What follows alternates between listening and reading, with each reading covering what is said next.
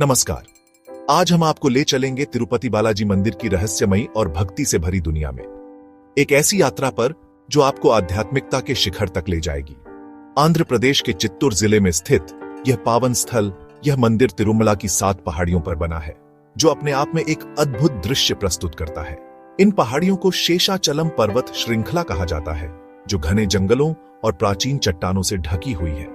इन पहाड़ियों को भगवान विष्णु के शेषनाग का प्रतीक माना जाता है, जो अनंत काल के प्रतीक है।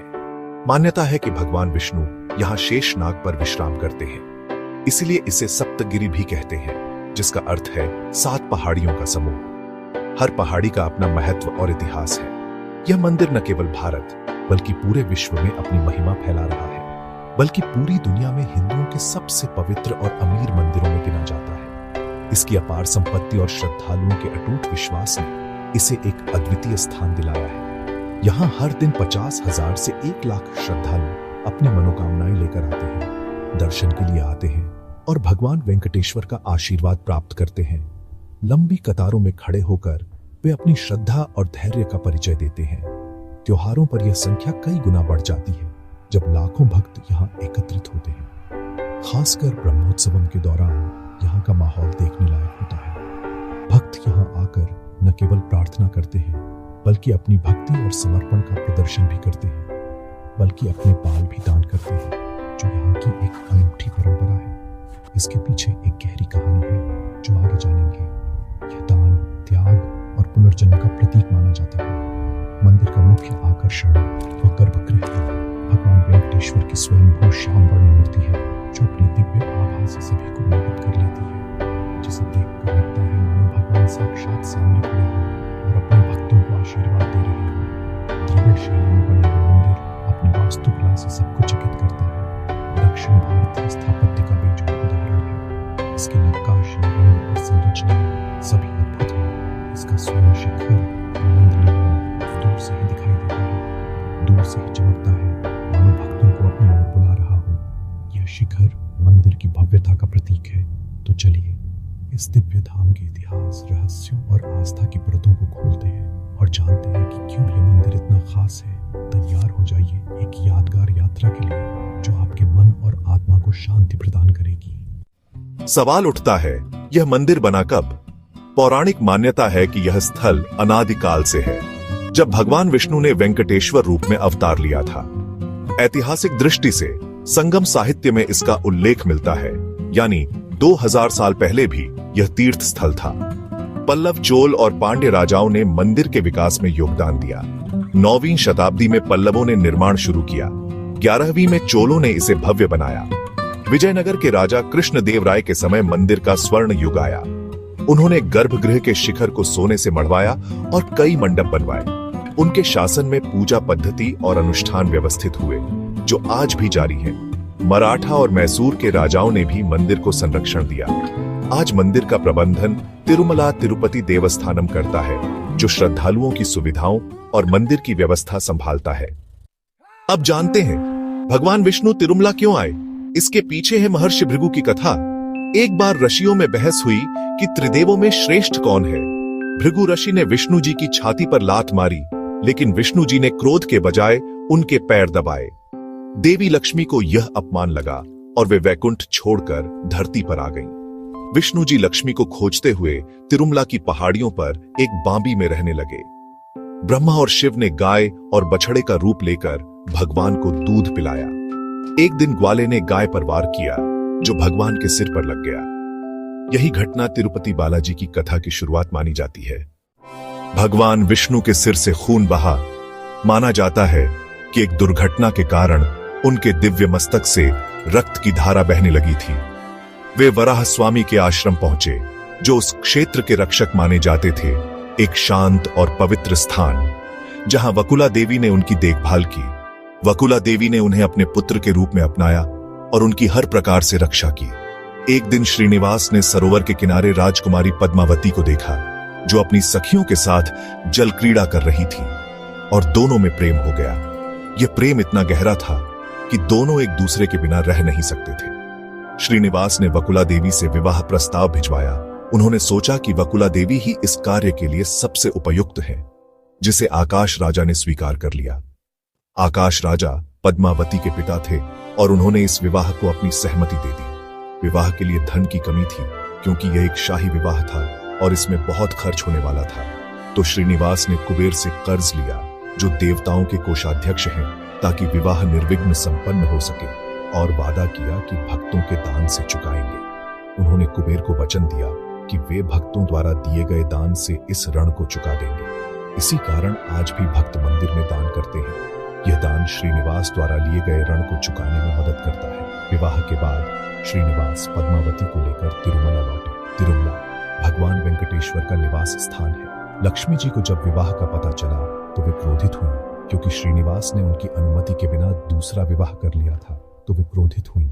उनका क्रोध इतना तीव्र था कि पूरे ब्रह्मांड में हलचल मच गई। दोनों पत्नियों के बीच टकराव देखकर श्रीनिवास को लगा कि उन्हें कुछ करना चाहिए। श्रीनिवास ने पत्थर की मूर्ति का रूप ले लिया ताकि दोनों पत्नियों का क्रोध शांत हो सके और दोनों देवियां भी उसमें समा गईं। इस प्रकार भगवान वेंकटेश्वर की मूर्ति में दोनों देवियों का वास हो गया। इसलिए मूर्ति की छाती पर आज भी दोनों देवियों के चिन्ह दिखाई देते हैं। लक्ष्मी और पद्मावती दोनों का वास माना जाता है। यह माना जाता है कि भगवान वेंकटेश्वर की पूजा करने से दोनों देवियों का आशीर्वाद प्राप्त होता है। तिरुपति बालाजी मंदिर भारत के सबसे प्रतिष्ठित और दर्शनीय मंदिरों में से एक है। यह न केवल अपनी भव्यता और वास्तुकला के लिए प्रसिद्ध है, बल्कि अपनी अनूठी परंपराओं के लिए भी जाना जाता है। इस मंदिर से जुड़ी कई रहस्यमयी बातें हैं जो इसे और भी खास बनाती हैं। यह मंदिर रहस्यों से भरा हुआ है जो भक्तों और जिज्ञासुओं को समान रूप से आकर्षित करता है। यहाँ की सबसे प्रसिद्ध परंपरा है केश दान। यह एक प्राचीन प्रथा है जो आज भी पूरी श्रद्धा और भक्ति के साथ निभाई जाती है। हर दिन हजारों भक्त यहाँ अपने बाल भगवान को अर्पित करते हैं। ऐसा माना जाता है कि यह त्याग का प्रतीक है और इससे अहंकार दूर होता है। मान्यता है कि केश दान करने से भगवान प्रसन्न होते हैं और भक्तों की मनोकामनाएं पूरी करते हैं। यह एक गहरी आस्था का प्रतीक है। एक और रहस्य जो भक्तों को आश्चर्यचकित करता है वह यह है कि भगवान की मूर्ति पर अक्सर पसीने की बूंदें दिखती हैं, खासकर अभिषेक के बाद। यह एक विरोधाभास है क्योंकि गर्भगृह हमेशा ठंडा रहता है। वैज्ञानिक भी इस घटना को पूरी तरह से समझने में असमर्थ रहे हैं। एक और अनोखी बात यह है कि पूजा के फूल और तुलसी पत्र जो भगवान को अर्पित किए जाते हैं, भक्तों को प्रसाद के रूप में नहीं दिए जाते। इसके बजाय उन्हें मंदिर के पीछे बने एक विशेष कुएं में विसर्जित कर दिया जाता है। यह कुआं सदियों से इन पवित्र अवशेषों को समेटे हुए है। गर्भगृह में जलने वाला दीपक, जिसे अखंड दीप कहा जाता है, हजारों सालों से लगातार जल रहा है। यह दीपक कभी बुझता नहीं है और इसके पीछे का रहस्य आज भी अनसुलझा है। यह भी एक रहस्य है कि इतने सालों से यह दीपक कैसे जल रहा है और इसे कौन जलाता है। मंदिर की रसोई, जिसे पोटू के नाम से जाना जाता है, दुनिया की सबसे बड़ी रसोइयों में से एक है। यहाँ हर दिन लाखों भक्तों के लिए स्वादिष्ट प्रसाद बनता है और सबसे प्रसिद्ध प्रसाद यहाँ के लड्डू की रेसिपी आज भी गुप्त है। केवल कुछ खास लोगों को ही इसे बनाने की विधि पता है। यह भी कहा जाता है कि भगवान की मूर्ति के पीछे हमेशा नमी रहती है, भले ही मौसम कैसा भी हो। कुछ भक्तों का दावा है कि यदि आप अपना कान मंदिर की दीवार पर लगाते हैं तो आपको समुद्र की लहरों जैसी आवाज सुनाई देती है। ये सब बातें मिलकर तिरुपति बालाजी मंदिर को और भी रहस्यमय और अद्भुत बनाती है, जो हर साल लाखों भक्तों को अपनी ओर आकर्षित करता है। भगवान वेंकटेश्वर की मूर्ति को स्वयंभू और जीवंत माना जाता है। मूर्ति का तापमान हमेशा 43 डिग्री सेल्सियस रहता है, जबकि गर्भगृह ठंडा होता है। अभिषेकम के बाद मूर्ति पर पसीने की बूंदें दिखती हैं, मानो वह सजीव हो। भगवान की पीठ हमेशा गीली रहती है, चाहे जितनी बार सुखाए। मूर्ति की ठोड़ी पर घाव का निशान है, जिस पर हर शुक्रवार चंदन लगाया जाता है। मूर्ति के बाल असली माने जाते हैं, जो कभी उलझते नहीं। गर्भगृह के बाहर से देखने पर मूर्ति की स्थिति बदलती सी लगती है। यह भी एक रहस्य है। तिरुपति बालाजी मंदिर करोड़ों लोगों की आस्था का केंद्र है। यहाँ भक्त अपनी मन्नतें लेकर आते हैं और पूरी होने पर दान करते हैं। मंदिर में जाति, धर्म या अमीरी गरीबी का कोई भेदभाव नहीं है। सभी एक साथ दर्शन करते हैं। नित्य अन्नदानम कार्यक्रम में हर दिन हजारों को मुफ्त भोजन मिलता है। यहाँ के त्योहार, खासकर ब्रह्मोत्सवम, भारतीय संस्कृति की भव्यता दिखाते हैं। मंदिर का दान अस्पताल, स्कूल और जन कल्याण में लगाया जाता है। यह मंदिर आध्यात्मिकता और सामाजिक सेवा का अद्भुत संगम है। तिरुपति मंदिर को लेकर कई सवाल उठते हैं। कुछ लोग मूर्ति को देवी या हरिहर रूप मानते हैं, लेकिन वैष्णव परंपरा में यह विष्णु का ही स्वरूप है। मंदिर में इतना दान क्यों आता है? इसके पीछे कुबेर से लिए कर्ज की कथा है। गर्भगृह में फोटोग्राफी की अनुमति नहीं है, ताकि मूर्ति की पवित्रता बनी रहे। कैमरे की फ्लैश और इलेक्ट्रॉनिक तरंगे मूर्ति की ऊर्जा को प्रभावित कर सकती है। मंदिर के नीचे खजाने की कहानियां हैं, लेकिन असली खजाना भक्तों की आस्था है। ये सवाल मंदिर को और रहस्यमयी बनाते हैं। सदियों बाद भी तिरुपति बालाजी मंदिर का आकर्षण बरकरार है। यह मंदिर सिर्फ ईंट पत्थर नहीं, करोड़ों लोगों की उम्मीदों और विश्वास का प्रतीक है। यहाँ की परंपराएं आज भी वैसी ही निभाई जाती हैं जैसी सदियों पहले थीं।